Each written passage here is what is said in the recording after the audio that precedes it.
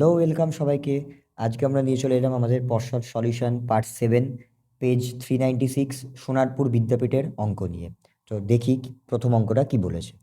প্রথম অঙ্কটা আমাদের বলছে a-2 whole square x square 2x plus 3 equals to 0 সমীকরণটি যে মানের জন্য দ্বিঘাত হবে না। আচ্ছা, আমরা আবার বলে দিই, একবার আমি লিখে দিচ্ছি। খুব সোজা একটা অঙ্ক দিয়েছে, আমাকে বলছে এই সমীকরণটা যে মানের জন্য দ্বিঘাত হবে না। মনে রাখবো কি, এর ভ্যালু কখনো 0 হতে পারে না। এর ভ্যালু যদি 0 হয়ে যায় তাহলে সেটা কি হবে না? দ্বিঘাত সমীকরণ হবে না। এর ভ্যালু যদি দ্বিঘাত 0 হয়ে যায় তাহলে সেটা কি হবে না? দ্বিঘাত সমীকরণ হবে না। এবার এর ভ্যালু বলতে x square plus bx plus c equals to 0, এই সমীকরণে আমরা কি বলি? এর ভ্যালু কখনো কি হতে পারে না? 0 হতে পারে না। তাহলে আগে আমরা আইডেন্টিফাই করি আমাদের যে অঙ্কটা দিয়েছে সেখানে এর ভ্যালু কি। সেখানে এক্স স্কোয়ারের সহগটা হচ্ছে এ। এখানে এক্স স্কোয়ারের সহগ কি ছিল? এ। তাহলে এ কি হতে পারে না? 0 হতে পারে না। এখানে এক্স স্কোয়ারের সহগ কি? a-2। তাহলে a-2 কখনো কি হতে পারবে না? 0 হতে পারবে না। যদি 0 হয়ে গেল তাহলে কি হবে না? এটার দ্বিঘাত সমীকরণ থাকবে না। তাহলে আমরা কি লিখলাম? a-2 equals to 0। তাহলে এখান থেকে আমরা এর ভ্যালু কত পেয়ে যাচ্ছি? 2। তার মানে এর ভ্যালু যদি 2 হয় তাহলে এই সমীকরণটা দ্বিঘাত সমীকরণ হবে না। ঠিক আছে? কেন হবে? কারণ এক্স স্কোয়ারটা ক্যান্সেল হয়ে বাদ হয়ে যাবে। তাহলে প্রথম হলো অপশান আমাদের অপশান নাম্বার ডি। চলে আসি পরের অঙ্কে। পরের অঙ্ক বলছে চক্রবৃদ্ধি সুদের পর্ব 6 মাস হলে 2500 টাকার বার্ষিক 12% আর চক্রবৃদ্ধি সুদে 1 বছরে সুদ কত হবে? আচ্ছা, যখনই আমাকে এরকম দেবে সুদের পর্ব 6 মাস, তাহলে আমরা আগে লিখে নেব সুদের পর্ব কি করে আমরা বার করব? 12কে ভাগ করব এখানে যে পর্বটা আমাদের দেবে। এখানে কত বলেছে? 6 মাস। তাহলে 12/6 করলে আমরা কত পেয়ে যাব? 2। তাহলে আমরা কি পেলাম? সুদের পর্ব 2। ঠিক আছে, এটা কোথায় যাবে? আমরা আগে চক্রবৃদ্ধি সুদের ফর্মুলাটা লিখি। এই অঙ্কটা একটু ভালো করে সবাই দেখো। ঠিক আছে, চক্রবৃদ্ধি সুদের ফর্মুলাটা আগে লিখি। ফর্মুলা কি হয়? পি ইন্টু 1 প্লাস আর আপন 100 ডিভাইডেড বাই এন। এটা হয় নর্মাল। কিন্তু যখনই সুদের পর্ব আমরা পেয়ে যাব তখন আমরা কি করব? এই সুদের পর্বটা কি হয়? এই সুদের পর্বটা আর এর সাথে ভাগ হয়, মানে r/2 হয়ে যাবে এখানে। আর এন এর সাথে কি হয়? মাল্টিপ্লাই হয়। আবার বলছি, আর এর সাথে কি হবে? ডিভাইড, এন এর সাথে কি হবে? মাল্টিপ্লাই। এটা মাথায় রাখবো। ওকে, এবার এটা তো সমূল চক্রবৃদ্ধির ফর্মুলা। তাহলে সুদ জানতে চেয়েছে বলে আমরা কি করলাম? আসলটা মাইনাস করলাম। কি বললাম? বোঝা গেল? তাহলে পি এর জায়গায় কত বলেছে? 2500। 1 প্লাস আর এর জায়গায় কত বলেছে? 12। তাহলে 12/2 ডিভাইডেড বাই 100 মাথায় 2 ইন্টু 1। কেন? আমাদের অঙ্কতে 1 বছর বলেছিল, অঙ্কতে এখানে বলা আছে 1 বছর। মাইনাস পি এর জায়গায় লিখলাম 2500। কি বললাম? বোঝা গেল? এবার এটাকে সলভ করব। যে 2 দিয়ে এটাকে কাটলে কত হবে? 6। এটাকে আমরা 2 দিয়ে কাটলাম 50, এটাকে 2 দিয়ে কাটলে কত হবে? 3। তাহলে একটা জিনিস বুঝি, এই পুরোটা থেকে কি কমন যাচ্ছে? 2500 কমন চলে যাচ্ছে। তাহলে আমরা নিলাম 2500 কমন নিলাম। তাহলে কি থাকছে? সেকেন্ড ব্র্যাকেট ইউজ করলাম। এখানে কি পড়ে থাকছে? 1 প্লাস 3/50 হোল স্কোয়ার মাইনাস এখান থেকে যদি 2500 কমন নিয়ে নিই কি থাকবে? 1 থাকবে। হ্যাঁ কি না? ঠিক আছে, পরের স্টেপে আমরা কি করবো? এই 1কে আমরা 1 এর স্কোয়ার লিখতে পারি, 1কে আমরা 1 এর হোল স্কোয়ার লিখতে পারি, কারণ 1 এর পাওয়ারে যাই দেবো 1 হবে। তাহলে এই 1টাকে আমরা একটু ভেঙে নিলাম। ঠিক আছে, কেন? যাতে এটা এ স্কোয়ার মাইনাস বি স্কোয়ারের ফর্মুলায় ভাঙতে পারি। তাহলে আমরা এটাকে এ স্কোয়ার মাইনাস বি স্কোয়ারের ফর্মুলায় ভাঙি। তাহলে ফর্মুলা কি? এ মানে কোনটা? এ মানে হচ্ছে এইটা। তাহলে এ প্লাস বি, বি মানে কোনটা? এই ব্র্যাকেটেরটা, এই যে। ঠিক আছে, ইনটু কি হয়ে যাবে? এ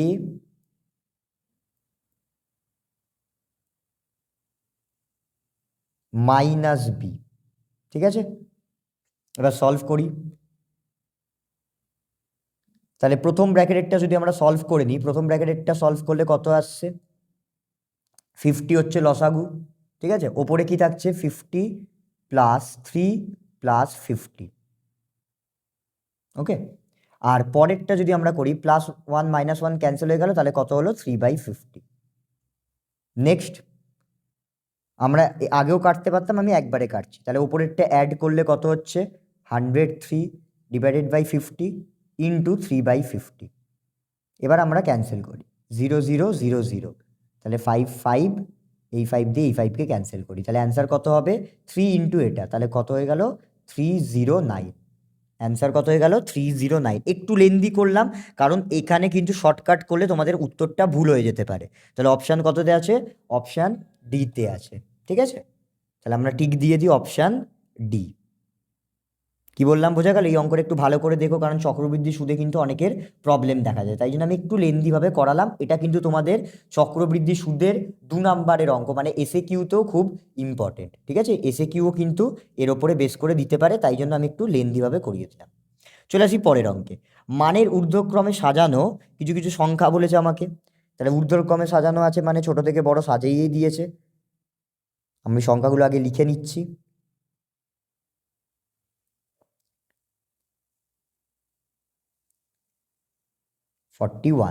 এদের মধ্যমা আমাকে কত বলেছে, এদের মধ্যমা কোশ্চেনে কত বলে দিয়েছে, কোশ্চেনে বলেছে এদের মধ্যমা 24 হলে, এদের মধ্যমা 24 বলে দিয়েছে। তাহলে আগে আমরা মধ্যমা বার করি। কতগুলো সংখ্যা আছে দেখি, 1 2 3 4 5 6 7 8 9, তাহলে 9টা সংখ্যা। 9টা সংখ্যা মানে আমরা কি বলেছিলাম, এর মধ্যমা কি করে পাবো,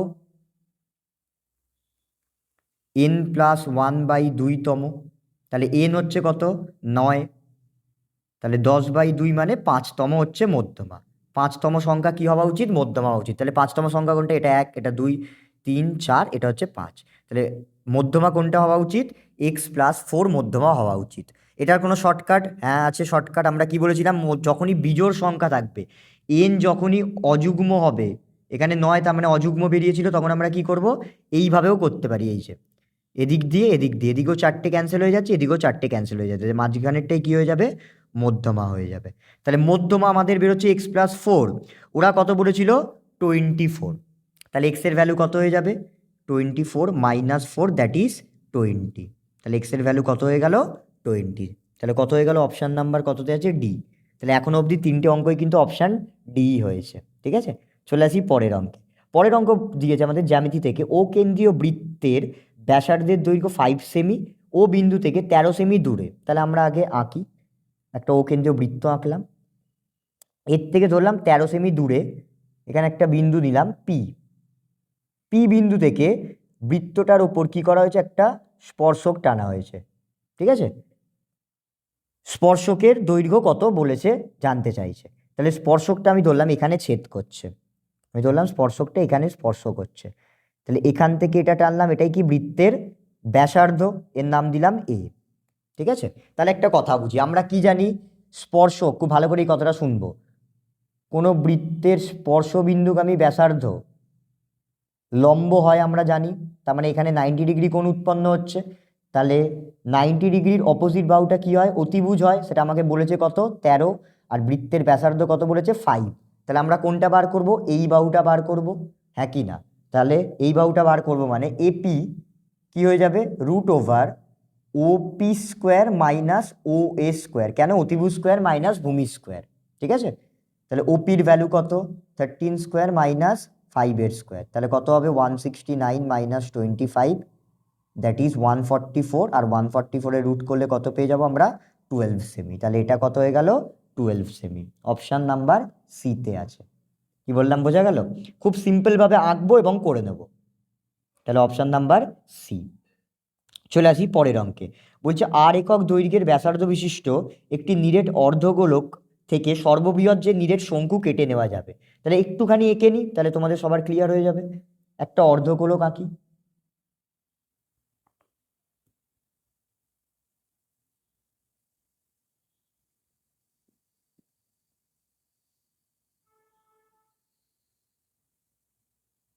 ঠিক আছে। অর্ধগোলক থেকে বলেছে ম্যাক্সিমাম যে শঙ্কুটা কেটে নেওয়া যাবে, তাহলে শঙ্কুটা কিভাবে কাটা যাবে, এই যে এই, এক মিনিট, আর এই, এটাই হচ্ছে ম্যাক্সিমাম শঙ্কু কেটে নেওয়া যাবে এই অর্ধগোলকটা থেকে। তাহলে আমরা কি পেলাম, যে শঙ্কুর ভূমিটা এবং অর্ধগোলকের ভূমি সেম, তাহলে শঙ্কুর ব্যাসার্ধ ইকুয়াস টু অর্ধগোলকের ব্যাসার্ধ হবে, কারণ দুটোর ভূমি সেম। কি বললাম বোঝা গেল, আঁকাটা দেখে দুটোর কি সেম, ভূমিটা হচ্ছে সমান।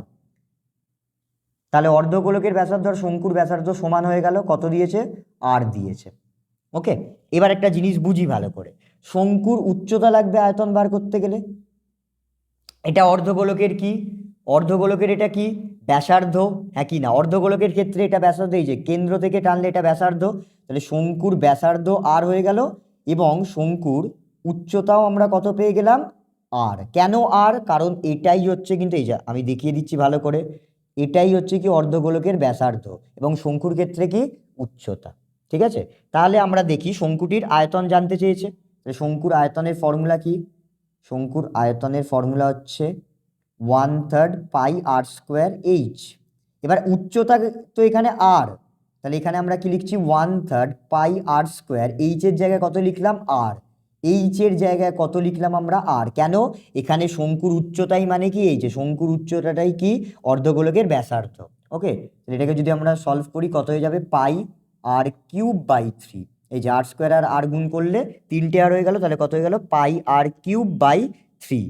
বা এটাকে কি লেখা যায়, এটাও লেখা যায়, বা 1/3 পাই আর কিউব, এই দুটোই কিন্তু লেখা যায়।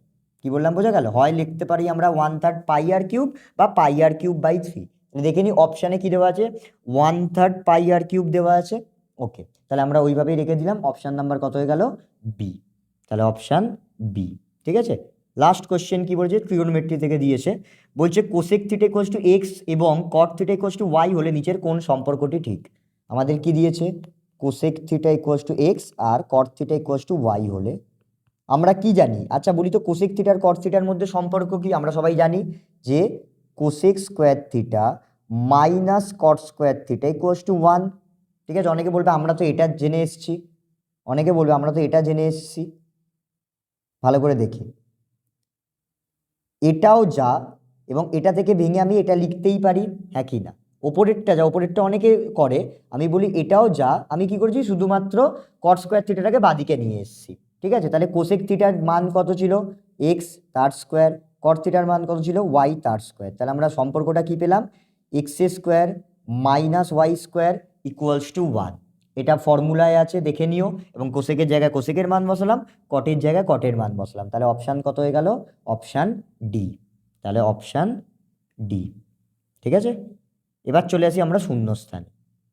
প্রথম কোশ্চেনটা কি বলছে, যে ব্যক্তি টাকা ধার দেন, একটা কথা বুঝি, এই কোশ্চেনটায় এমনভাবে বোঝাবো যাতে আর কোনো প্রবলেমই থাকবে না। আমি দুটো জিনিস বলি, হ্যাঁ, একটা হচ্ছে উত্তম, একটা হচ্ছে অধম। উত্তম মানে কি আমরা জানি যে ভালো, আর অধম মানে আমি বলছি চাই খারাপ। ঠিক আছে, বোঝানোর জন্য বললাম। এবার একটা কথা বুঝি, বলে যে ব্যক্তি টাকা ধার দেন, যে ব্যক্তি টাকা ধার দিচ্ছে তার অবস্থা ভালো হবে নাকি খারাপ হবে? অবশ্যই ভালো হবে। তাহলে তাকে আমরা কি বলবো, উত্তমর্ণ। তাকে আমরা কি বলি, উত্তমর্ণ। আর যে টাকা ধার নিচ্ছে, কেন নিচ্ছে, কারণ তার অবস্থা খারাপ, তাহলে তাকে আমরা কি বলবো, অধমর্ণ। যদি কেউ এইভাবে মনে রাখতে পারে তার কিন্তু একদমই গোলাবে না। আবার বলছি, আমি একটা এক্সাম্পল দিয়ে বলছি, সাপোজ ধরা যাক এ বি কে টাকা ধার দিচ্ছে, তাহলে এ যদি টাকা ধার দেয়, এর অবস্থা কি, আমরা মনে মনে রাখবো এর অবস্থা ভালো, তাহলে ভালো মানে কি বলেছিলাম, উত্তম। আর বি টাকা ধার নিচ্ছে, তাহলে বি এর অবস্থা কি, খারাপ, কারণ তার টাকার দরকার, তাহলে তাকে আমরা কি বলবো, অধম। ঠিক আছে, শুধু নয় রেফটা জুড়ে দেবে তোমরা, তাহলে উত্তর পেয়ে যাবে। তাহলে এর উত্তর কি হলো, উত্তমর্ণ। তাহলে আমরা এখানে লিখে দিলাম উত্তমর্ণ। ঠিক আছে, চলে আসি পরে, বলছে অ্যাঙ্গেল এবিসিতে অ্যাঙ্গেল বি সমকোণ হলে BC square equals to dash minus AB square. আচ্ছা, তাহলে আমরা একটা এঁকেই নিই। ত্রিভুজ এবিসিতে যেহেতু বলেছে সমকোণ, তাহলে একটা সমকোণী ত্রিভুজ উৎপন্ন হচ্ছে। এক মিনিট, সমকোণটার নাম কি বলছে, অ্যাঙ্গেল বি। তাহলে বি কে আমরা সমকোণ করে দিলাম, এখানে নাম দিলাম এ, এখানে নাম দিলাম সি। ঠিক আছে, তাহলে বি যদি সমকোণ হয়, বিসি স্কোয়ার, ভালো করে একটা কথা বুঝি, বিসি স্কোয়ার মানে ভূমি, এটাকে আমরা ধরলাম ভূমি, এটাকে আমরা ধরছি লম্ব, তাহলে 90-র অপোজিটটাকে আমরা কি বলবো, অতিভুজ বলবো। ঠিক আছে, তাহলে আমরা একদম সিম্পল করছি, আমাদের এখানে কি বলেছে, বিসি স্কোয়ারের মান কি, তাহলে আমরা কি জানি, লম্ব স্কোয়ার প্লাস ভূমি স্কোয়ার ইকুয়াল টু কি হয়, অতিভুজের স্কোয়ার। তাহলে এখানে আমাকে বিসি স্কোয়ার জানতে চাইছে, মানে ভূমি স্কোয়ার জানতে চাইছে, তাহলে ভূমি স্কোয়ারটাকে এদিকে রাখলাম। তাহলে অতিভুজ স্কোয়ার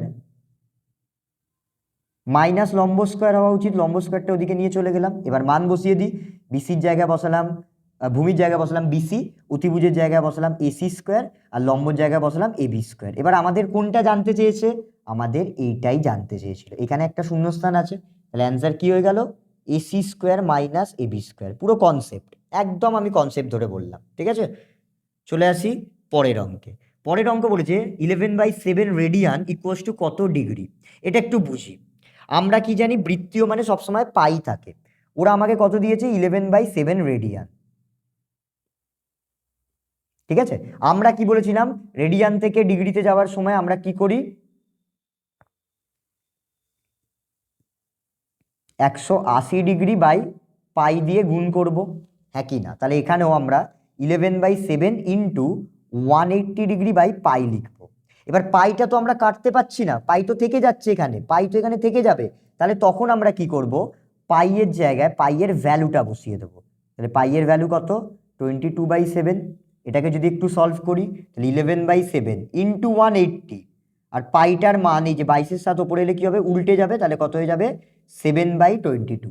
তাহলে 7 7 ক্যান্সেল হলো, 11 দিয়ে 22 কাটি, 2 দিয়ে 180 ডিগ্রি কাটলে অ্যান্সার কত আসবে? 90 ডিগ্রি। অ্যান্সার কত চলে এলো? 90 ডিগ্রি। কি বললাম বোঝা গেল? যদি রেডিয়ানে পাইয়ের মান থাকে তখন আমরা এটা দিয়েই মাল্টিপ্লাই করবো, কিন্তু যদি এখানে পাইয়ের মান যেহেতু দেওয়া নেই, ওরা পাইয়ের মানটা বসিয়েছে, তাহলে আমরাও এখানে কি করলাম? পাইয়ের মানটা বসিয়ে দিলাম। তাহলে অ্যান্সার কত পেলাম? 90 ডিগ্রি। তাহলে এখানে আমরা লিখে দিলাম 11/7 রেডিয়ান মানে কত ডিগ্রি হয়ে গেল? 90 ডিগ্রি।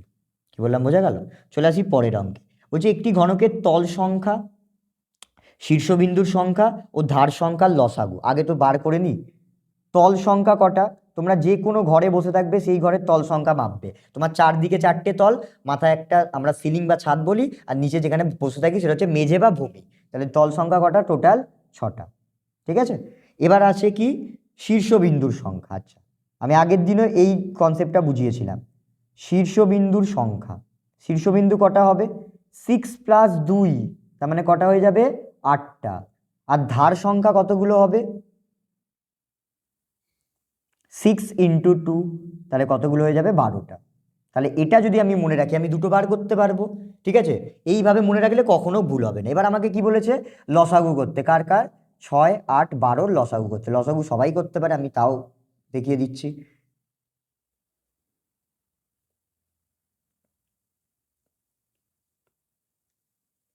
ঠিক আছে, তাহলে লসাগু কি হলো? এইগুলোকে গুণ করে দিই সব কটাকে, তাহলেই পেয়ে যাবো 2 2 এ 4, 12, 12 2 এ 24। আবার বলছি 2 × 2 × 3 × 2, তাহলে কত হয়ে গেল? 24। ঠিক আছে, তাহলে এর লসাগু কত হয়ে গেল? 24। চলে আসি পরেরটা। বলছে √5 - √7 এর অনুবন্ধী করণী। আমাকে কি বার করতে বলেছে? আমাদের √5 - √7 এর, সরি মাইনাস শুধু 7 এর, 1 মিনিট, সরি, -7 এর অনুবন্ধীকরণ। তাহলে অনুবন্ধীকরণে আমরা কি বলেছিলাম? অনুবন্ধীকরণে আমরা কি করব? শুধুমাত্র রুটের সাইনটাকে চেঞ্জ করে দেবো। তাহলে অ্যান্সার কি হয়ে যাবে? -√5 - 7। অ্যান্সার কি হয়ে গেল? শুধুমাত্র রুটের সাইনটাকে চেঞ্জ করে দিয়েছি, -√5 - 7। তাহলে এখানে লিখে দিই -√5 - 7। ঠিক আছে, লাস্ট কোশ্চেন কি বলেছে? যৌগিক গড়, মধ্যমা ও সংখ্যাগুরু মান কি প্রবণতার মাপক? এটা আমি বারবার বলে দিয়েছি, খুব ইম্পর্টেন্ট। কেন্দ্রীয় প্রবণতার মাপক। কি প্রবণতার মাপক? কেন্দ্রীয় প্রবণতার মাপক। তাহলে এখানে আমরা লিখে দিলাম কেন্দ্রীয়। ঠিক আছে, চলে আসি সত্য মিথ্যায়। সত্য মিথ্যার প্রথম কোশ্চেন কি বলছে? চক্রবৃদ্ধি সুদের পর্ব 1 বছর হলে কিছু পরিমাণ টাকার 1 বছরের সরল সুদ ও 1 বছরের চক্রবৃদ্ধি সুদ সমান হবে। আমরা আগেও বলে দিয়েছিলাম 1 বছরের ক্ষেত্রে, যেহেতু সুদের পর্ব 1 বছর বলেছে তাহলে কোনো প্রবলেম নেই। 1 বছরের ক্ষেত্রে সরল সুদ চক্রবৃদ্ধি সুদের কি হয়? সমান হয়। এটা আমরা বারবার বলে দিয়েছিলাম, মনে রাখতে।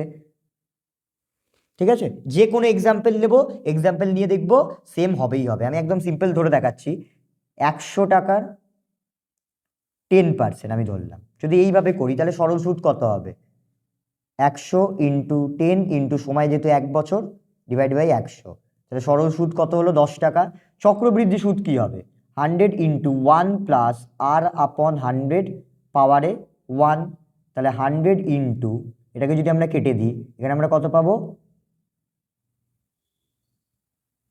11/10, তাহলে 110 হচ্ছে সমূল চক্রবৃদ্ধি। এর থেকে যদি আমরা আসল বাদ দিই আমরা কি পেয়ে যাবো চক্রবৃদ্ধি সুদ। তাহলে চক্রবৃদ্ধি সুদ আর সরল সুদ কি হয়ে গেল সেম হয়ে গেল। অঙ্কটা নাও করা যায় 1 বছরের ক্ষেত্রে, কিন্তু এই কথাটা মাথায় রাখবো, ঠিক আছে? কারণ 1 বছরের ক্ষেত্রে আমরা জানি সরল সুদ আর চক্রবৃদ্ধি সুদ সেম হয়। এবিটিতে অনেক অঙ্ক দিয়েছিল যে সরল সুদ চক্রবৃদ্ধি সুদের পার্থক্য 1 টাকা, ঠিক আছে, সমান অন্তর কত, এইরকম কোশ্চেন কিন্তু আমরা করে চলে এসেছি। তাই জন্য বললাম এই থিওরি কোশ্চেন একটু মনে রাখ। তাহলে এখানে আমরা লিখে দিলাম এটা হচ্ছে ট্রু। পরেরটা বলেছে 5x² মাইনাস 12x, আচ্ছা 5x² minus 12x plus 7 equals to 0 সমীকরণের বীজদ্বয় অবাস্তব।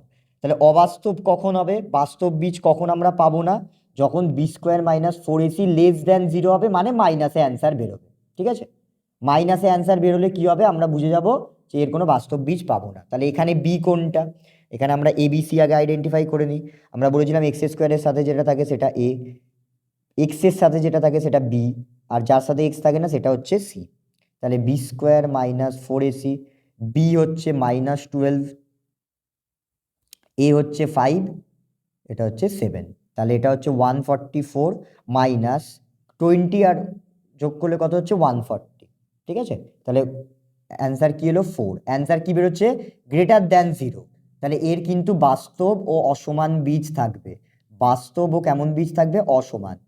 ওরা আমাকে কি বলেছে অবাস্তব, তাহলে এটা কি হয়ে যাবে মিথ্যা, কারণ এর বাস্তব বীজ থাকবে। ওরা আমাকে বলেছে অবাস্তব হবে। যদি মাইনাস হতো তাহলে অবাস্তব হতো, যেহেতু প্লাসে বেরোচ্ছে তাহলে বাস্তব আর অসমান। যদি 0 বেরোতো তাহলে কি বেরোতো বাস্তব ও সমান বীজ বেরোতো, ঠিক আছে? যদি এর অ্যান্সার 0 হতো তাহলে আমরা কি বার করতাম বাস্তব ও সমান হয়ে যেত।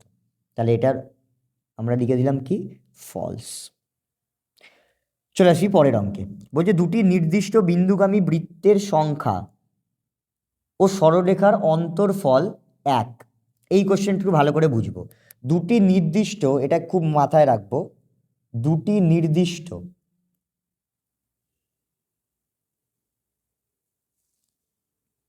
বিন্দুগামী বৃত্তের সংখ্যা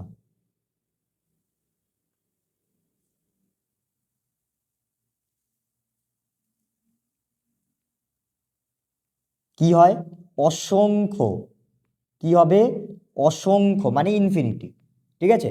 আর যদি আমরা বলি দুটো বিন্দু দিয়ে কটা সরলরেখা আঁকা যাবে, দুটো বিন্দু দিয়ে একটি মাত্রই সরলরেখা আঁকা যাবে। দুটি বিন্দু দিয়ে কটাই সরলরেখা আঁকা যায় একটি। তাহলে অসংখ্য থেকে যদি আমরা 1 মাইনাস করি আমরা কি 1 পাবো, কথা হচ্ছে না। এর অ্যান্সার কি হয়ে যাবে মিথ্যা, কারণ অসংখ্য থেকে তো 1 মাইনাস করলে কখনো 1 পাবোই না, তাই না? তাই জন্য এটা কিন্তু খুব ইম্পর্টেন্ট একটা কোশ্চেন, ঠিক আছে? তোমরা তো অনেক সময় ভুলে যাবে। দুটি নির্দিষ্ট বিন্দুগামী বৃত্তের সংখ্যা কি অসংখ্য হয়। আর দুটো বিন্দু দিয়ে কটা সরলরেখা আঁকা যাবে, একটি মাত্রই সরলরেখা আঁকা যাবে, আর কোনো সরলরেখা আঁকা যাবে না। তাহলে অসংখ্য থেকে যদি এটা অসংখ্য ইনফিনিটি, হ্যাঁ, অসংখ্য থেকে যদি আমরা 1 বাদ দিই আমরা কি 1 পাবো, কথা হচ্ছে না। তাই জন্য এটা কি হয়ে গেল মিথ্যা, ঠিক আছে? এই কোশ্চেনটা একটু ভালো করে কিন্তু দেখে যাও। অনেকে জানো, যারা জানো না তারা কিন্তু একটু ভালো করে দেখেছো, ঠিক আছে? সে দুটি বিন্দুগামী নির্দিষ্ট বিন্দুগামী বৃত্তের সংখ্যা হয় অসংখ্য। চলে আসি পরের অঙ্কে। পরের অঙ্ক কি বলছে tan ইন্টু 45 ইকুয়ালস টু 1। এই কোশ্চেন একটু ভালো করে দেখি। tan ইন্টু 45 এর মান, একটা কথা বুঝি, আমরা জানি tan থিটার কোনো মান জানি, tan থিটার কিন্তু মান হয়, কিন্তু tan থিটা মানে আমি যদি tan 45 এর মান আমরা জানি 1, কিন্তু tan ইন্টু 45 মানে tan এর কোনো অ্যাকিউরেট মানই পাওয়া যাবে না, থিটা তো নেই tan এর সাথে, তাহলে tan এর কি হবে না কোনো মান পাওয়া যাবে না। তার মানে tan ইন্টু 45 কখনো 1 হতে পারে না, কারণ এর মানই পাওয়া যাবে না। কারণ tan কখন পাওয়া যাবে, যখন tan থিটার আমরা কোনো প্র্যাকটিক্যাল মান পেতে পারি, থিটার জায়গায় কিছু বসালে হয়তো মান পাবো, কিন্তু tan ইন্টু থিটা এরকম কিন্তু হয় না।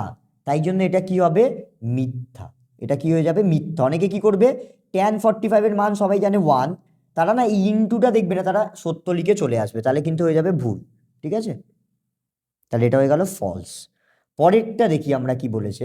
পরের কোশ্চেনে বলেছে কোনো তথ্যের অনেকগুলি পর্যবেক্ষণের সর্বোচ্চ পরিসংখ্যা সমান হলে সেই তথ্যকে বহুভুইষ্টক তত্ত্ব বলে। অনেকগুলি পর্যবেক্ষণের সর্বোচ্চ পরিসংখ্যা মানে, যেমন আমি একটা সংখ্যা লিখছি 2 3 4 9 2 7।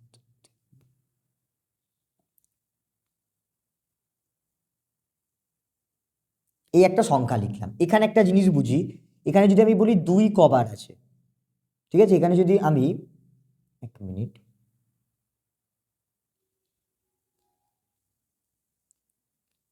এই লিখলাম, তাহলে এখানে 2 কবার আছে, একবার, দুবার, তিনবার। 2 আছে 3 বার। 3 কবার আছে, একবার, দুবার আছে, তাহলে 3 আছে দুবার।